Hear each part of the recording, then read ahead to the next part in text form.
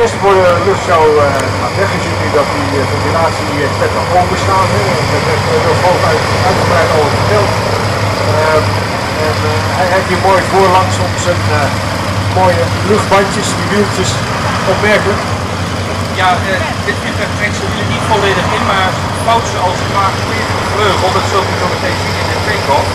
Dat had een reden, want als hij op een of andere manier motorstoring kreeg, kon hij gewoon in het vrije veld landen met ingetrokken wielen. En het was zelfs zo dat de propeller, die zou nog beschadigd raken, maar werd bij de standaard uitrusting een zaagje geleverd om de oude propeller af te kunnen zagen. En dan, als je 3 eenvoudige landmieren vond die het vliegtuig weer op zijn poten wilde zetten, kon je daarmee ook nog weer mee vertrekken.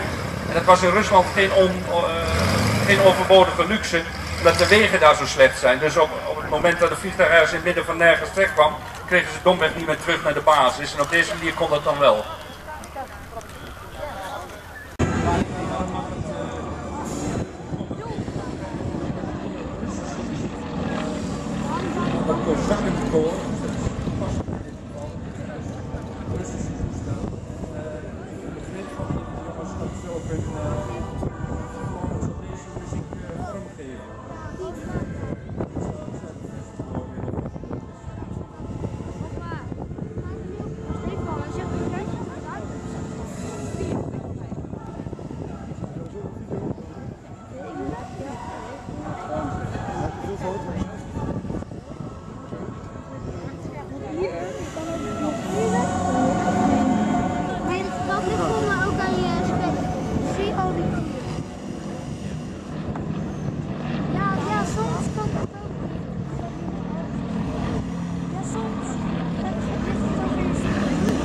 Leuk hoor.